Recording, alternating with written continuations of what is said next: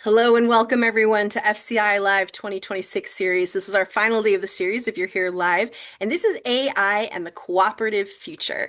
I'm going to give you a little more of an intro to that in a moment. Real quick, I would like to thank our champion sponsors, these three cooperatives, Frontier Co-op, Cabot Creamery Co-op, and National Co-op Grocers. I have made a really big commitment to this series and they believe in it deeply so we can make it free to everyone across the US, cooperators everywhere. We really appreciate you guys. All right. So this idea came up in a conversation that Aja and I were having. And I see everyone's talking about it, but not to each other. And I'm hearing really different opinions from GMs, from startup organizers. It's a tough topic. And I said, what about, and we went, what about a panel? So Aja has pulled together, who has extensive tech background, unlike me, a panel of different cooperative leaders through all sorts of different parts of cooperative organizing and tech organizing to talk about what do we mean by AI, and what does it look like in our cooperative future and how it fits into what we do and our values. And so I'm actually going to turn it right on over to Aja. We've got a stellar panel for her to introduce, and I can't wait to hear what they have to say. Thank you all.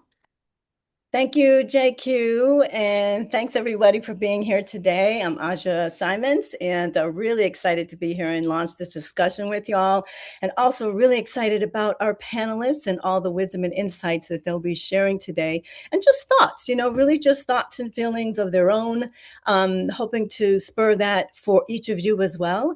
We know that when AI comes up, there's sort of an individual level we're thinking about it.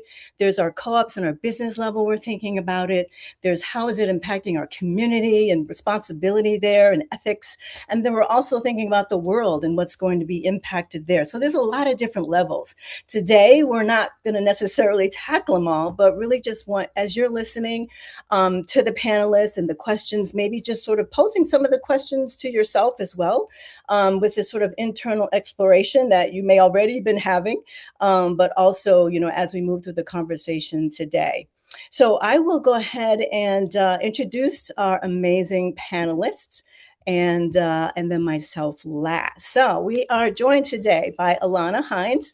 She's a community food strategist. Some of you know of her, some of you don't, and startup resource manager with NCG Development Co-op, dedicated to advancing food justice through cooperative economics. With more than a decade of leadership in the food co-op movement, she brings experience in building equitable, community-owned food systems and supporting inclusive leadership across the sector. And she brings a lot more if you know her too. And we love that. Raymond Simpkins is the CEO of Outpost Natural Foods, serves as Chief Executive Officer, $50 million community-owned grocery retail food co-op as we know it in the Midwest. He brings a pragmatic executive perspective on how artificial intelligence can strengthen mission-driven organizations through operational discipline, workforce productivity, improve decision-making efficiency, and so on. Amber Jones is a project steward with the Baltimore Roundtable for Economic Democracy and the founder of Namber Joe Consulting, bringing more than 14 years of experience across nonprofit, finance, and community development sectors.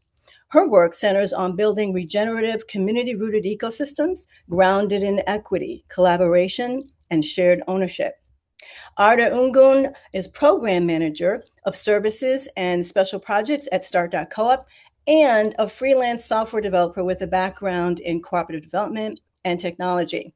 He leads development of Start.coop's lean co-op curriculum and platform and brings hands-on experience in software engineering, AI education, and cooperative startup support. Johnny Church is CEO of NovaWorks Corp, and where he leads IT, cybersecurity, and digital infrastructure solutions for mission-driven organizations. His work focuses on building secure, resilient technology systems that help cooperatives and community-based organizations protect their assets and operate with confidence in an increasingly digital world. So yes, we wanted to get a really nice cross-section of folks in the food co-op space, developers, cyber, community-based organizations and organizing, and really get a good cross-section to hear from folks today. So that is our panel. My name is Aja again, and I work at the intersection of cooperative education, digital infrastructure, community-centered innovation, I consider myself now a serial co-opreneur and Mhm. eco-business builder with my work focuses on designing resilient systems, shared ownership, on thriving care-centered communities. So welcome again, everyone. Really excited about our talk today. So, also wanted to just set the tone. Some of the things we've talked about, some of our panelists, we've read articles, we've shared articles with the whole spectrum, right? People that are for, people that are not, people that are fearful, people that are excited, the full spectrum again. And so, as cooperators, with the title being AI and Cooperative Futures, Values, Voice, and Choice, we really wanted to sort of zero in on what's the common point of unity and how we can really think forward together on this versus joining the rest of the world in the divide and the polarities that just are our default as humans, right? And so that's part of the excitement and some of the challenge today as well. So we're going to go ahead and get started, and we're going to have a few lead questions for our panelists, and then we will which everyone will answer. And then we will also just point a certain questions to particular panelists, and then hopefully have a little bit of discussion and still get it all done in 55 minutes.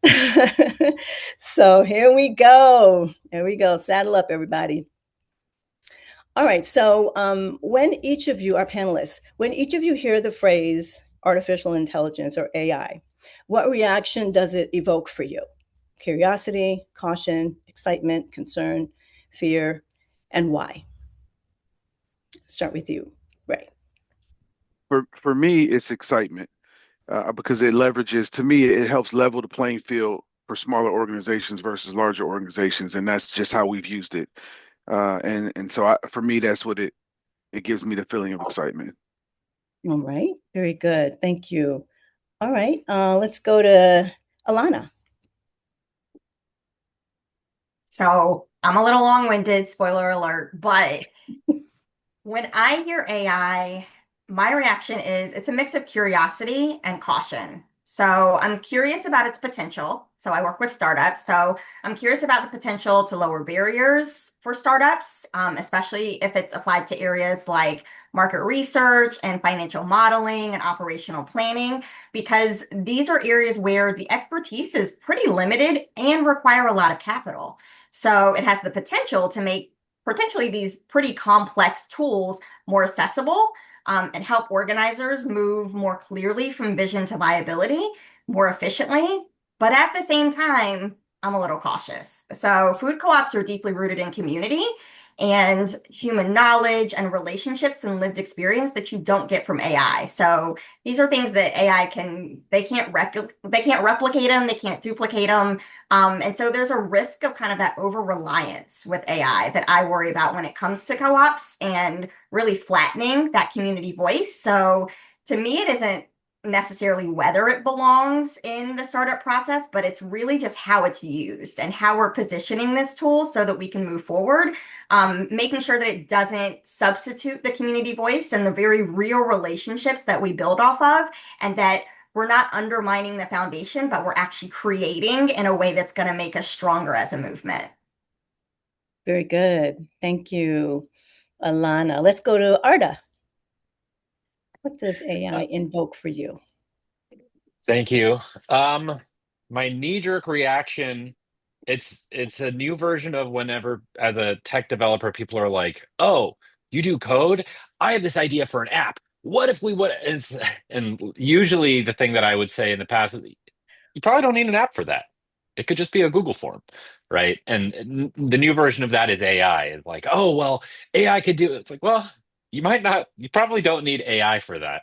That's Mm, reaction number one. And then reaction number two that I have is just to mentally substitute, to kind of like shed some of the buzzwords and substitute more normal terms like automation or like just robots or algorithms, right? Because I think a lot of the fear and excitement comes from the marketing buzzwords, but when you translate that to what it means for your business, it's automation. It's another tool.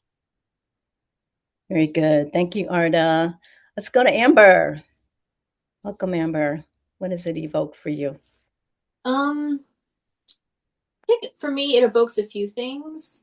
Um, initially what comes to mind is both curiosity and caution, and like sitting within that like kind of duality and contradiction, because on one hand, there are innovative ways that people are using this technology that, we could consider as potentially beneficial to certain aspects of our work. But I also would caution people to be responsible and intentional about how they're engaging with the tools, and just thinking about in their curiosity and exploration, are we leveraging these tools in a way that amplifies our work, aligns with our values, enhances, what we already have in terms of our team, our capacity, our skills, but also not replacing that with the collective, like human intelligence and community and opportunities for collaboration that exists within our ecosystem. And just recognizing that this is a tool that, we have to be cognizant of, like, who's developing it and for what purposes are they deploying it, and what purposes are they using the information for that we're putting into these tools. So if it's not something that you're self-hosting and, kind of building and configuring within your own organization, I would just caution people to look into the companies that are powering the AI tools that they may be leveraging or considering, and really weigh the potential benefits, but also risks of making certain tools part of their working processes. Um, and yeah, I think we're in a moment where there's just a lot of like hype and curiosity and caution and, really chaos and confusion, I think, with the amount of noise and polarity around this. But I just want to like ground people in the fact that artificial intelligence as a like computational tool, as a resource, has existed, much sooner than this moment, for decades, and would even argue centuries, depending upon how you look at it. But it's really just, something that is built to help help kind of like model a type of cognitive processing and human intelligence. And so with that, like I said, the caution is to be aware of like who's developing the tools, what types of like biases or assumptions might they be programming into the tools they're developing. And so, yeah, I would just caution people to be intentional, be resourceful, not just take the first thing that's recommended to them as the best option or alternative. Um, and yeah, before you check those boxes to enable features, really think about how is this really beneficial to what it is that we're trying to do versus how could it potentially be harmful. Awesome. Thank you, Amber. Yeah, so hearing some similarities between the curiosity and caution and the opportunity and responsibility, and there's a few other pieces there. So I think that's a lot of what I've been hearing and a lot of what people are sort of feeling and thinking and sensing. And so if we can synergize it, wouldn't that be amazing? But we'll go ahead and move into more specific questions so panelists can share a little bit more maybe about their experiences. Actually, before we do that, I'm sorry, I forgot Johnny. Forgive me, Johnny. Let's go to Johnny Church with that first question. What does the word artificial intelligence evoke for you? Well, for me, it's a mix of curiosity, caution, and responsibility. I'm curious because AI, has the potential to help cooperatives work smarter, serve members better, unlock new levels of efficiency and innovation, But I'm always cautious, because the powerful tools can be in the wrong hands, and the data that's taken from those tools can be in the wrong hands. So as Amber Jones said, where is this data stored? What are they doing with the data? You got to know the people that's developing the tool. And do you have an environment that's unprepared? Like, are you prepared? Like, You got to create, these things can create serious harm for your organizations and members. For me, AI should always uh, trigger a level of cyber awareness and digital responsibility. Okay.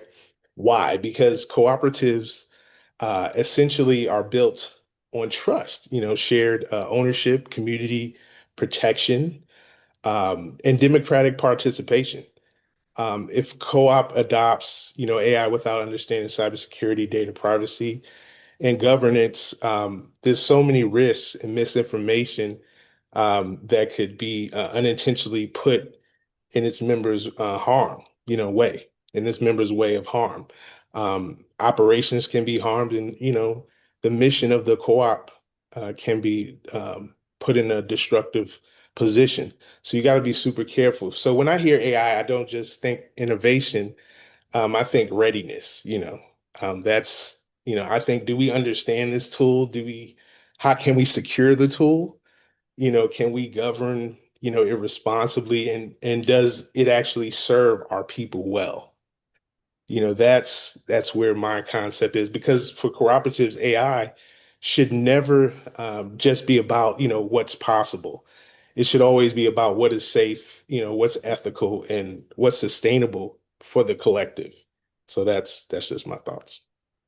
Very good. Thank you, Johnny. All right, so now we'll go ahead and move to, hearing a little bit more about some of our panelists' experience with the tools, their interactions with the tools, and any other thoughts as we go. And so we're going to start with you, Ray. Outpost, of course, you have 4 stores that you are managing and directing. And you've been experimenting with tools like Placer.ai and geofencing and other data tools to better understand customer behavior, improve retail operations, and such. And so, from your perspective as a cooperator, what have been some of the most meaningful improvements that you've seen AI or data tools bring to your member engagement, your store performance, and other aspects of the operations? No, absolutely. Great question. First, from my perspective, the biggest impact hasn't been AI as a concept. It's been, how data tools are helping us make, faster, more precise decisions that folks may have spoke about, that directly improve both the member engagement side as well as store performance. On the member side, we've moved from a one size fits all type of approach to something that's more targeted. The data is it's allowing us to better understand shopping patterns. And you mentioned the Placer AI. What our owners value when they shop, what programs they actually use. That lets us personalize communication, promotions, and even community programming. The results are stronger engagement, and it feels relevant, and it doesn't really feel generic. But like I mentioned earlier, it's now allowed smaller companies to play on a large. It evens the playing field, because some of the larger companies have been using aspects of AI for a while. And so now that we have access to that same sort of information that's helping them make big time decisions, we can make those same decisions. As far as store performance, operationally, the biggest gains are found around forecasting and inventory. Better data has helped reduce out of stocks, which is huge for us, while also minimizing shrink, especially in perishables. So, that's a direct margin improvement. And smaller co-ops, we definitely want to protect the margin. It also improves the customer experience, because members can rely on us having what they came in for, and that's been huge.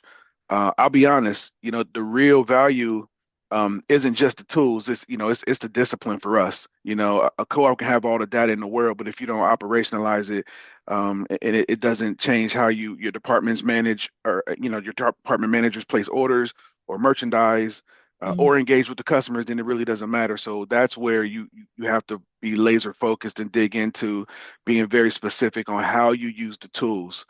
The next phase for us is using these tools to deepen relationships, not really replace them.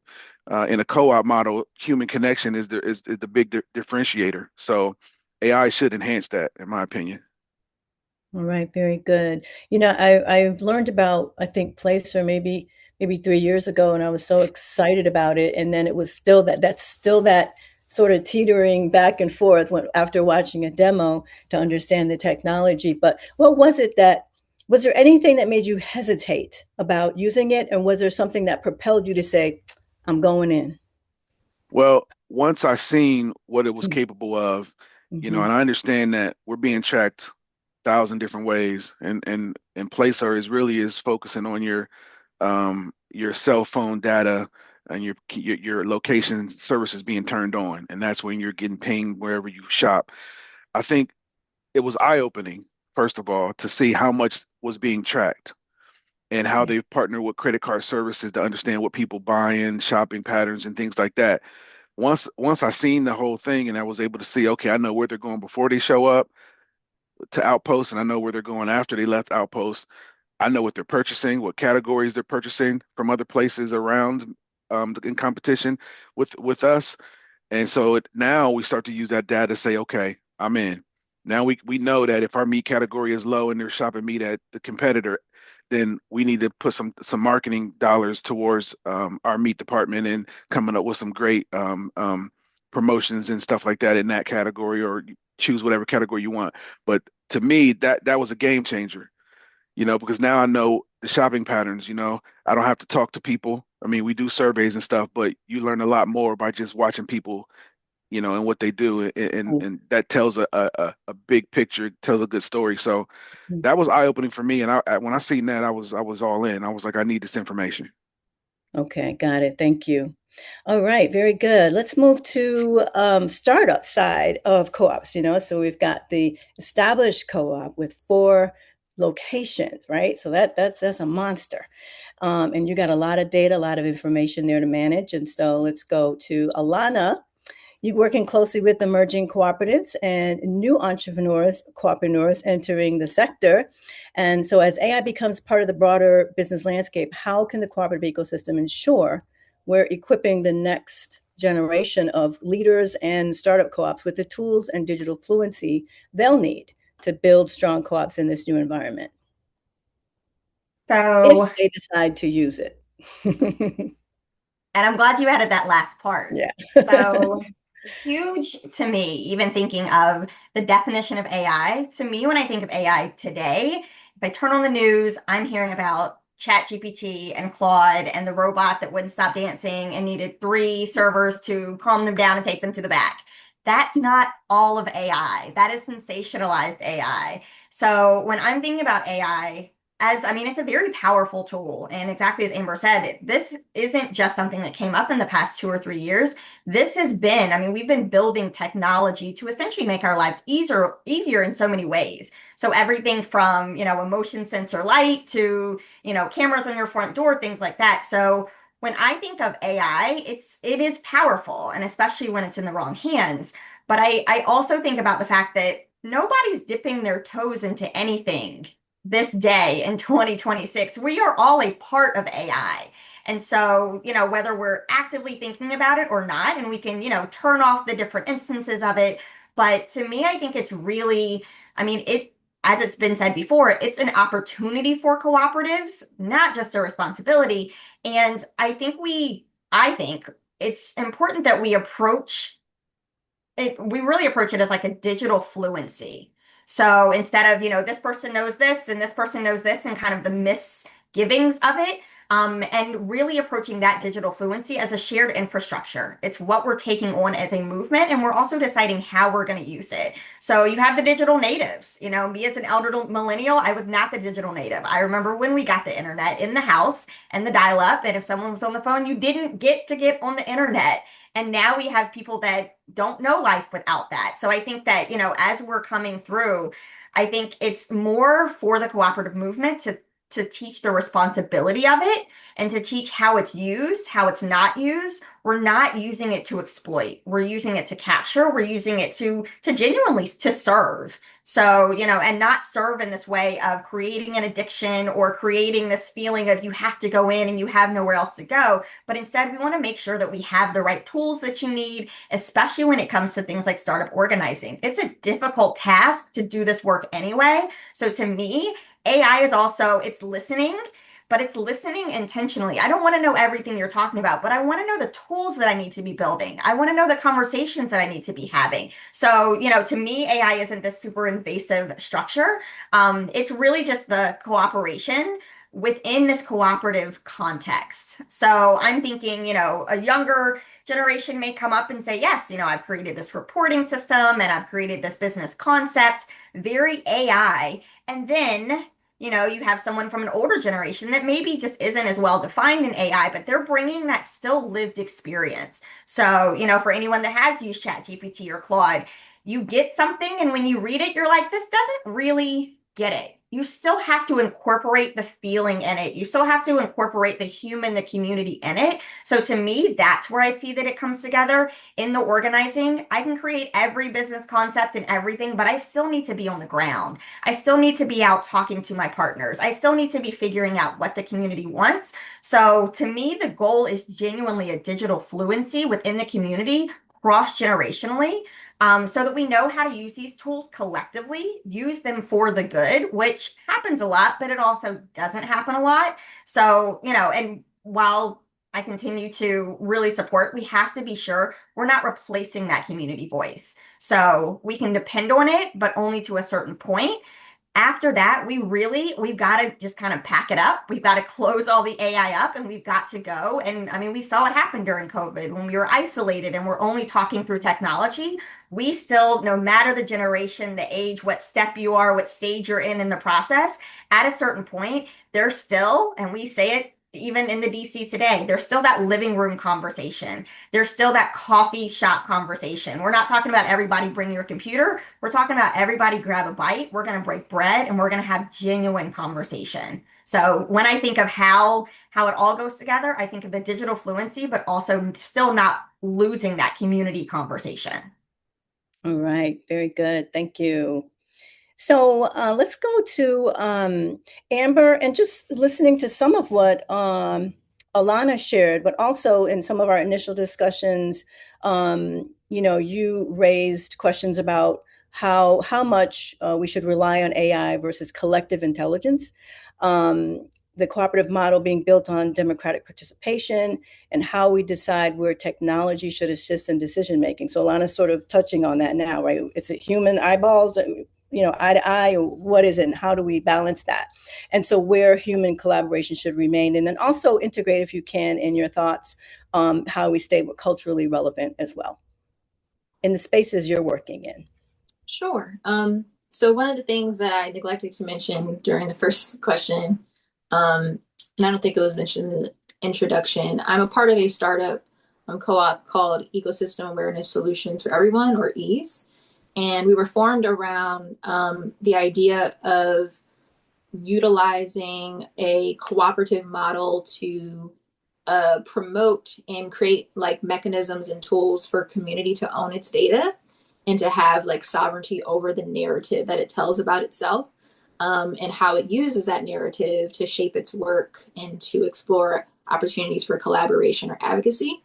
And so this is a very relevant topic to the work that we're doing, because as we look at, our values as a cooperative, accountability, sovereignty, ownership, collaborative design, and easeful joy, it's very important for us to consider how we model those values in the various decisions that we're making and the ways that we make those decisions.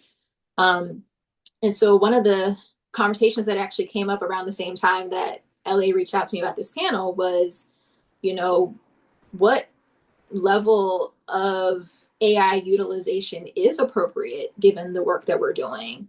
And if we are using tools that are powered by AI, are we taking the time to consider if those tools are actually in alignment with our values? Do they even allow us the ability to embody those values based on how the data is utilized? And to what Johnny was saying as well around like privacy and control of how that data gets captured and utilized. And so it required us to be more intentional and creative about how we explore answering some of the questions that we have, and how do we balance out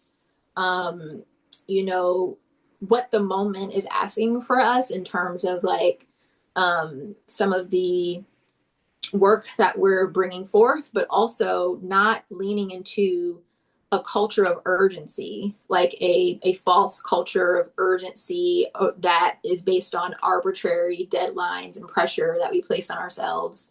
So actually, one of the articles that was shared with me and I shared with the panel is the title of it is Transmuting AI Shame. And it's written by a Black woman, actually, who built her own generative AI model that, she was able to like self-host and feed the information into to help support some of the creative work that she was doing. And so even as someone who's built models herself, she was in this moment of like reckoning and, kind of internal conflict around, on one hand, as a Black woman who primarily works on my own, and oftentimes doesn't have the amount of resources and support needed to produce all the things that I may want to exist in the world.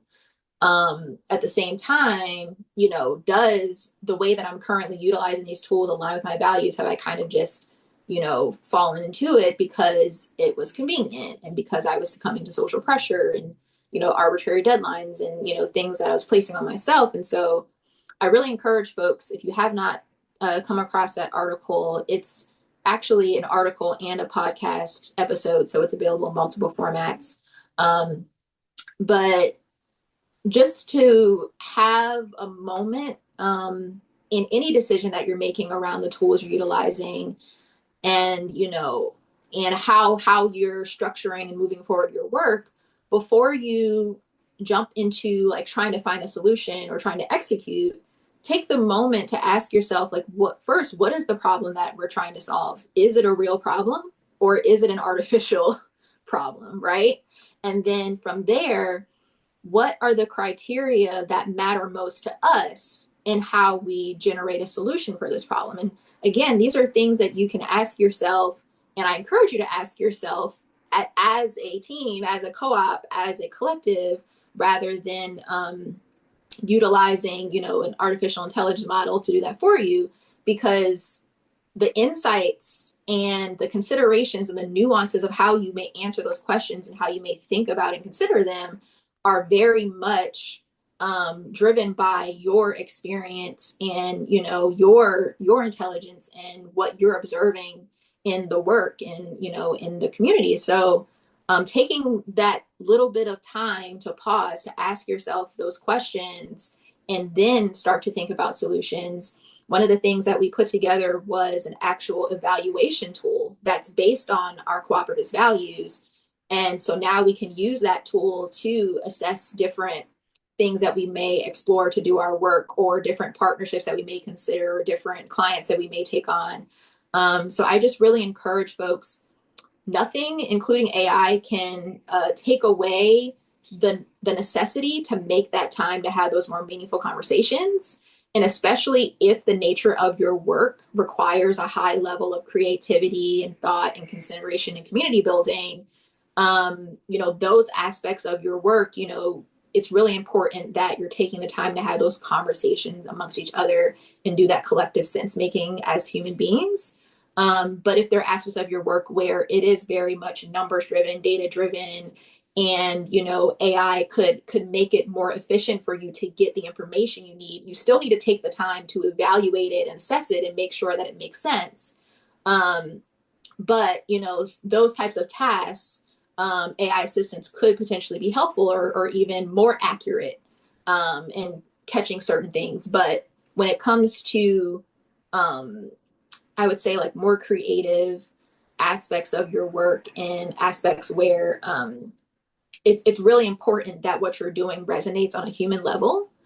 I would just say you can't really take away the value that like that, or sorry, you can't really overstate the value that taking the time to build that person-person connection really has.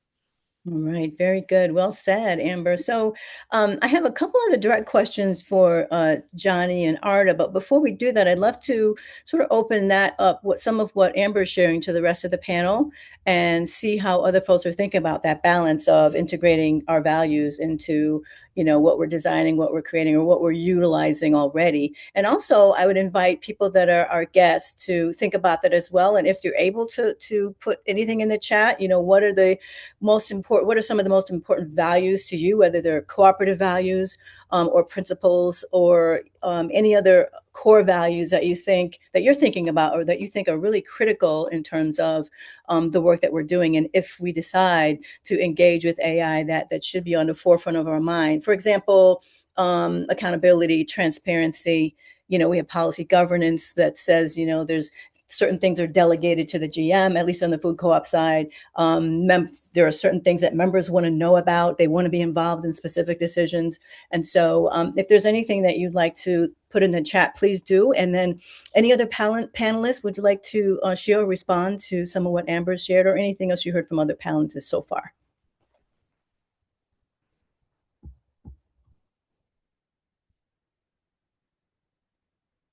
No?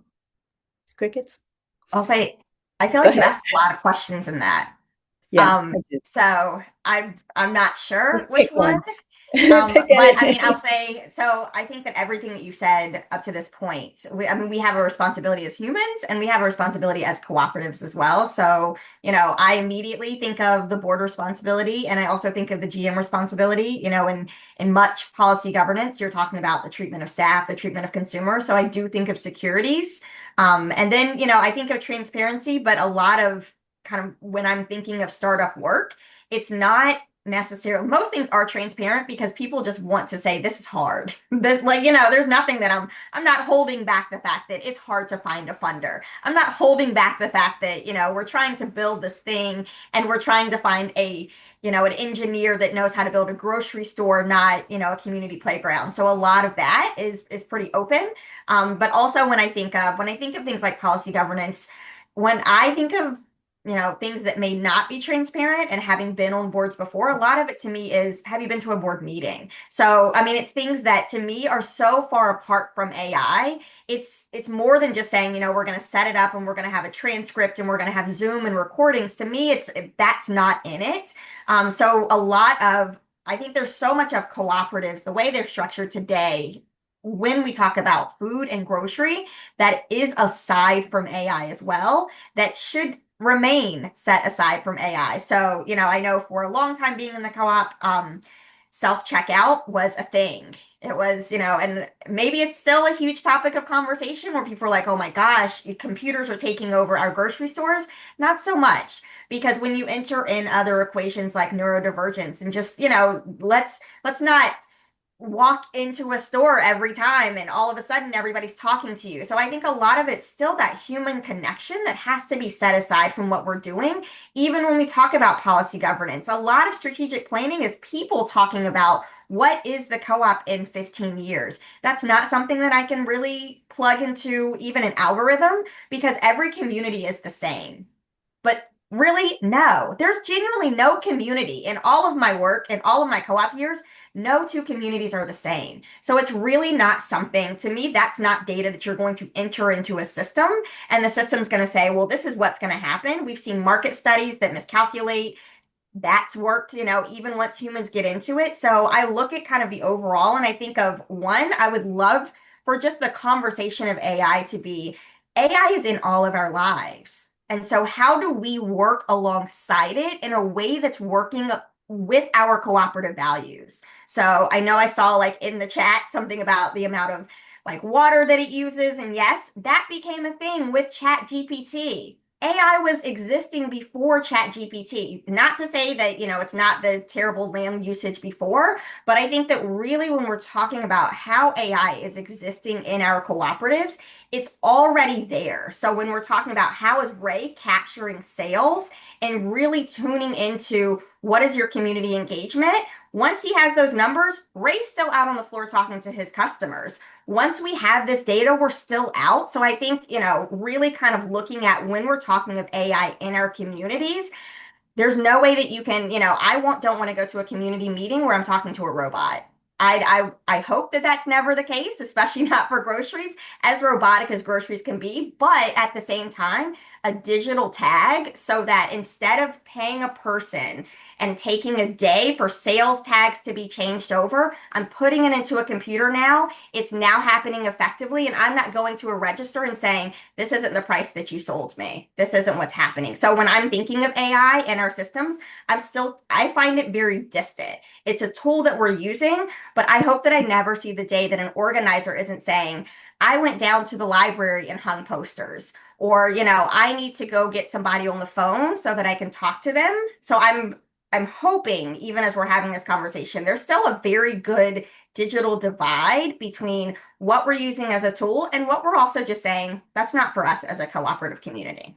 Mm-hmm. No, I think you made a good point there, because we had that same conversation and we really had to talk ourselves through before adding self-checkouts to, our grocery landscape. Um, Part of, and I would say all co-ops, one of their main objectives is to be in tune with the community, right? We're here to serve the community. And part of serving the community is being able to understand what your community needs and provide that for your community, right? So, saying all of that, we started polling people about introduction of self checkouts and whatnot, and it was a split really. Some people wanted it, some people didn't want it, but we from an operation standpoint, it would prevent lines, from in the store during peak times, and it serves purpose for people who are introverts who want to just get in and out. 10 items or less, they just want to be able to get in and out of the store. They don't want to stand in line. It's been a long day. You have those, and we all get in those modes at times where you just want in and out. And so we added those to it. We didn't get rid of any of the human interaction. We still have our check lanes, but we did add those, and people are utilizing them now. So people adapted to it. The other thing I would say is our co-op is doing 50 million, but in the grocery world, I pay particular attention to what the big box people are doing, because when there's so many people going through the Walmarts of the world and the Krogers of the world, they condition society, unfortunately, to expect a certain thing, right? Mm-hmm. And I realize that not everybody does their 100% grocery spend at Outposts. Similar to other co-ops, they don't do that. They cherry pick. They might be there for the produce or whatever. Center store might not do a lot of sales because they're going to competition or whatever, 10 for 10 sales and all this other stuff that we don't offer. I get it. I understand it. So I pay attention to what everybody else is doing because they set the pace of the race. And because I, and I try to take out my personal feelings on how I feel about things like self-checkout, because I'm looking at what the big guys are doing. They're saving people time, right? They're doing more transactions. And in order for us to not be ran out of business or keep up with the race to some degree, I got to pay attention to what the big guys are doing and adapt some of the stuff that we can pull into the co-op that, one, wouldn't take away from jobs, two, will still serve our community in a decent way, and embrace those things, because really they're setting the expectations. People come into your store, you don't have self checkouts and you got lines, they're like, why am I here? I could go to Target and buy groceries, you know, and do whatever they need to do. But the human interaction is important for us, and we have to be able to listen to the community and try, if we can, to embrace what they need to survive in that community. And they're all different. And so I'll just leave it at that. I think that's a sustainability initiative within itself, really meeting the customers and your owners and the community that it serves. And if you can make that happen, they'll have loyalty to you for a long time. Very good. Thank you, Ray. Yeah, and I think you mentioned in one of our initial conversations that you installed the self-checkout, but you also retained the staff and sort of and repurposed what they were going to be doing, which I think is key in terms of what we're talking about. You didn't just get rid of them, right? Right. You integrated them within the business in other areas. They were freed up to be working in other spaces that were also necessary. And so what I'm hearing, really, it sounds like the balance that we've all been trying to do when we're running co-ops anyway, which is, okay, maybe there's some tech we can use for the operation, but we have an opportunity to really shine on the cooperative side anyway, which is about the relationships and community and culture and eyeballing and all those things. So there's an opportunity there just for the balance that we're talking about to really just shine and bring that forth, what cooperatives have been doing forever. So let's see, we'll go to Johnny and Arda. anything you want to share on what you've heard so far, but specific questions. Arda, I know you spoke about the frustration many cooperatives feel with outdated and restrictive digital systems that don't really serve the cooperative economy. I think, Amber, you talked about it too, not having collaborative models in some of the platforms, and so you all are building your own. But also, as a developer and co-op builder, what would cooperative-owned digital infrastructure actually look like if we designed it for ourselves? And this is something that I love to talk about. Let's own our own, not just our cooperatives, but let's own our tech. Let's own our technology. Let's build it. And so, share if you can a little bit about that, Arda, and then we'll go to Johnny as well. Yeah, thank you. I mean, as Alana said, like step one, we have to break bread, right? And have a community conversation, right? To be able to share our best practices and what's not just in an abstract way, but like what's concrete and grounded, like this example of self-checkout, right? For like your business and your sector. And so I think there's a huge need for education. And like shouts out to FCI for hosting sessions exactly like this. And then I think step two, AJ, as you said, is like getting in the driver's seat for the tech we use. Like we know what we need better than anyone else, and there are drop-in alternatives for a lot of the biggest and most problematic like tech tools that are like you might have to pay a little bit more, but they're better, they're ethically made, they're more responsibly used, and actually you may not even need to pay more because there's no giant Wall Street company charging you a premium for it because they're trying to IPO, right? Open source is a beautiful thing, but okay, how did that hit the road for our sector? I would love to see the kind of like apex cooperative developer organizations, like the member organizations, to lead the way on this. As an example, like an organization like FCI has great insight across a lot of like food co-ops and food co-op developers' needs. So what might be like an expensive exploration for an individual grocery location, right, could become accessible if it were provided by that umbrella organization, and maybe even like right, a rising tide lifts all boats, like profitable for the entire network. And then extending this into P6, right? We build it ourselves, we own it ourselves. We can use our fellow tech cooperatives to actually build or run these services, and that'll keep our money and our data and our power right in our cooperative sector. All right. That sounds wonderful. All right, Johnny, anything you want to share about anything that Arda shared? And then also just comments around what is it, ethical vigilance in moving into these spaces. Well, yeah. To me, I wanted to talk about risk. One of the biggest risks cooperatives face when experimenting with AI without a strong digital foundation is that they can unintentionally create more vulnerability than value. Okay. AI is super powerful, but if your organization doesn't have the first, first have their system secure first, if they don't have good data practices, if they don't have staff training, if they don't have clear governance, then AI can amplify your existing weaknesses, instead of solving your problems. And for cooperatives specifically, I see several major risks. First, data privacy, and security. Many cooperatives, co-ops, especially the ones that I've been dealing with in other mission-driven organizations. So it's not just co-ops, it's just organizations. Let's just say organizations, because everyone deals with this. They handle sensitive member information, okay, financial records. They have internal strategies that are different and community data that their members don't want people to see. As an artist said, we have to have internal, we have to know that we own and I know how this operates inside. And Amber said it too, of our own, co-ops, and we have to be able to control it.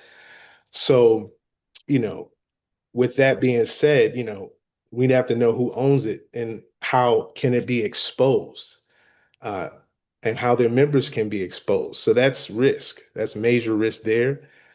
This could cause serious harm for some members that need to be protected from a privacy perspective based on what they do outside of the cooperative, and it protects their families and so on and so forth. So the second, I would say, poor decision making um, is something that I've seen.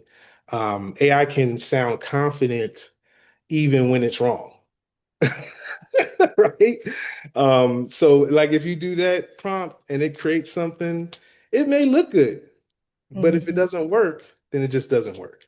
Without digital literacy, teams may trust AI generated responses and policies, outreach or analysis without verifying them. So we need digital literacy in place, as artists said, education.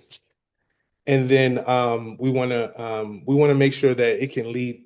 Want to make sure it prevents misinformation. Operational mistakes. Reputational damage for the cooperative. Um, I've seen some co-op. Actually, LA told me about one of her fellow cooperatives that had some reputational damage, and she wished she had known about NovaWorks during that time. And so we want to be able to prevent that. That's a defense strategy, or even legal exposure. We want to be able to protect our cooperatives legally. I would say if only a few people understand the technology in your organization while others are left behind, that's not good. AI can create, a powerful gap inside of an organization. So, which can become that actually can become pretty dangerous, because cooperatives are built on shared ownership, so shared participation and and democratic decision making. So we want to make sure that everybody's in the know, and everybody's collaborative there. And then I want to talk about mission drift. So basically, a lot of organizations get excited, about AI because, it feels like innovative. But if they're not careful, they can actually start chasing tools instead of chasing real problems. Amber said that, Alana said that. And so, technology should support the mission, you know, not become the mission, right? So that's the key there that I want to. And finally, cyber risk. That's where I live mostly. I protect all kinds of organizations all over the world.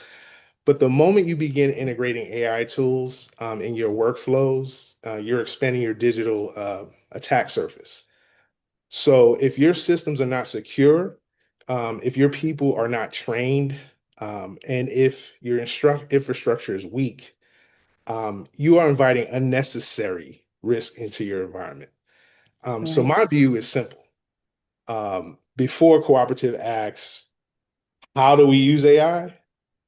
It should first ask, are we digitally ready? Are we secure? Are we educated to use it responsibly? Right. Because AI in the wrong environment does not really create, No value. empowerment. It does not. Or value. It Or value. actually creates dependency, confusion, and exposure. Yeah. And that's just my thoughts on AI. Very good. Thank you, Johnny. It looks like we're at 10 of, a little bit 10 of. JQ, do we have time for a final one question for everybody to leave their final thoughts, or do we need to It's up stop? to you guys. We got 7 minutes, so we're supposed to wrap up, but you're the ones with really tight schedules. I'll let you run over. All right. Well, okay, so we're almost there. So I know we there's tons more questions, of course, that even I have, but I just want to just touch on each person and just see if there's any other thoughts that you'd like to leave the audience with, things that they can think about, something that's on your heart to share, whatever it is. We'll go around the panel and hear from each person any last words or thoughts for today. Let's go to Ray.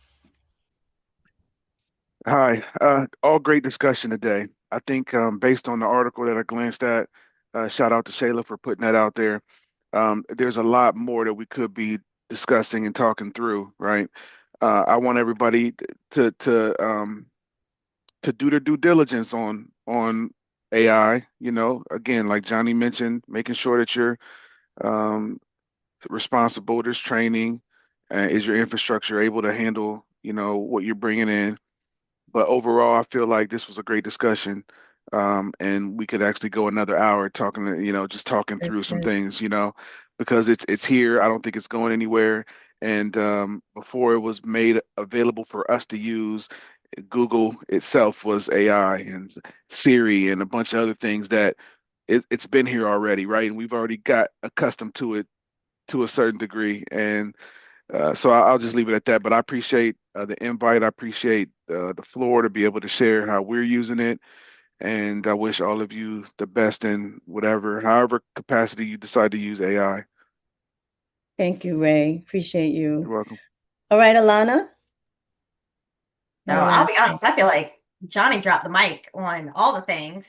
Um, I mean, for me, it's the same working with startups. It's, AI can take you far, but it can only take you so far. It's the same. I like to liken it to, it's one thing to send somebody an email, it's another thing to mail them a handwritten letter. So, when you see that somebody took the time and at this point found something to write on and got a stamp and did all that work to send it to you, there's a different emotional feeling. And so, as I work with startups, and yes, we're building grocery stores in the larger concept, and we're talking about where people are grocery shopping, but people come to our co-ops for an experience.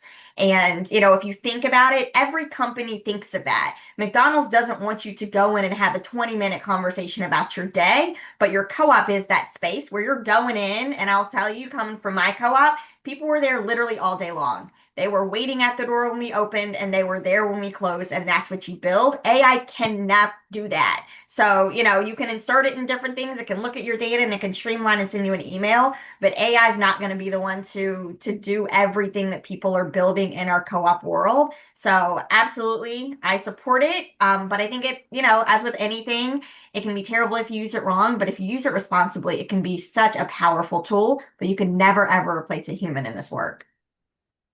Thank you, Alana. Appreciate you. All right, Amber, what are your last thoughts for our Yes, co-op family? I just want to say in this moment, I encourage folks not to lean into extremism and panic, because that doesn't allow us to make better decisions, whether we're for or against the adoption of tools.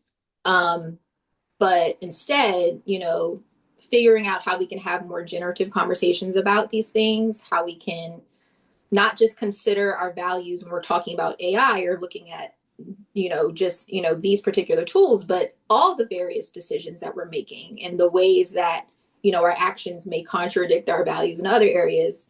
If we're only going to place that analysis on AI, then we're really doing ourselves a disservice. So it's important that we're taking the time to use the original generative intelligence that we had, which is our own minds, to really learn as much as we can, have conversations with people, because the more time we take to really seek out information, ask questions, do our research, the better decisions we're able to make and the better outputs we can generate from our own intelligence. So I just wanted to close with that thought.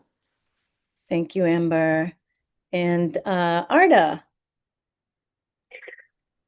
Yeah, I want to express gratitude for this awesome conversation, and also encouragement for folks to just you know, just jump in, just jump in and try it out. It's okay.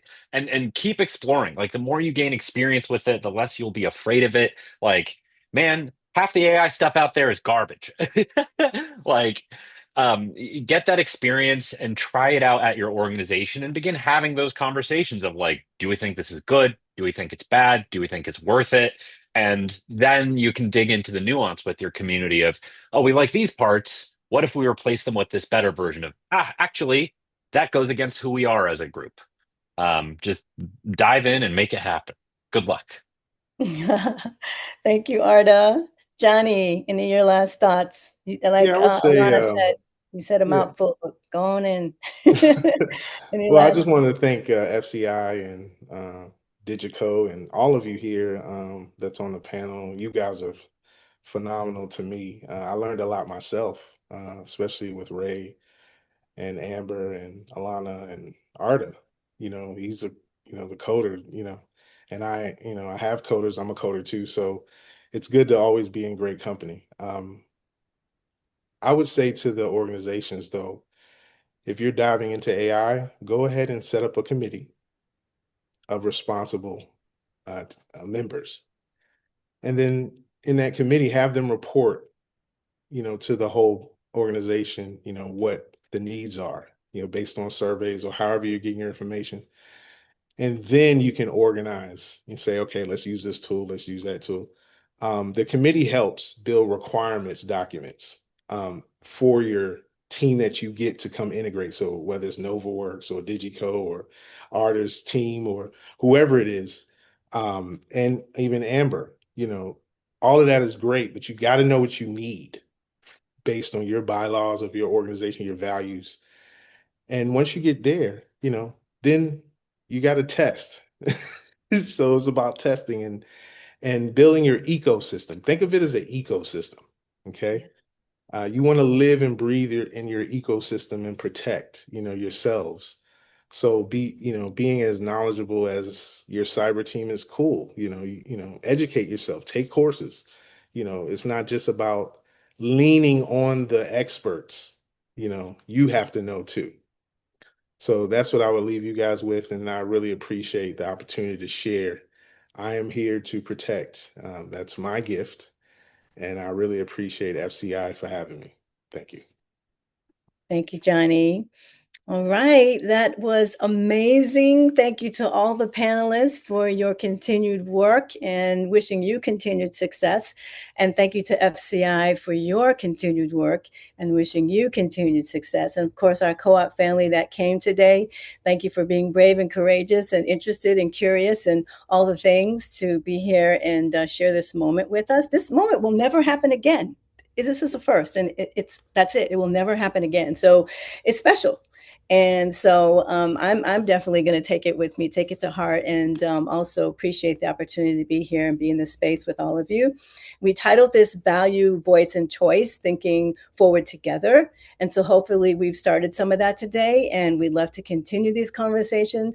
Cooperatives get this right, balancing technology with values and governance and all the things they've been doing forever, right? Just shining more in who we are and what we do. Then I think we'll be good. We'll be good. We'll be okay. We'll figure it out, right? And so thank you again to be a part of this conversation to help us share our human-centered digital future.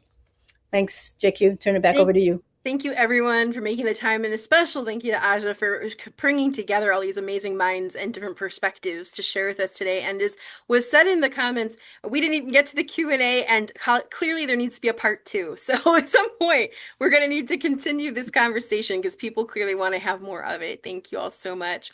I want to real quickly just thank again all of the sponsors of FCI Live because they make it possible for this whole series not only to happen, but to be free to cooperators all across the country, no matter where they are, no matter where they work. If you're in a co-op, if you're just thinking about starting a co-op, this is available to everyone because of them. So thank you to them.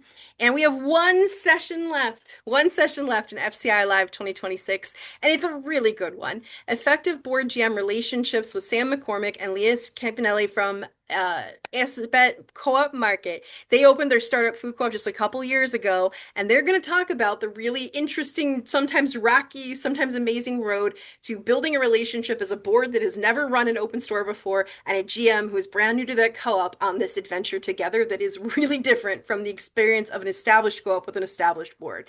So they're going to talk about what worked for them, what didn't, and their advice to you on how to build the kind of strength they've found in their board GM relationship. I hope some of you will join us. All right, and with that, I guess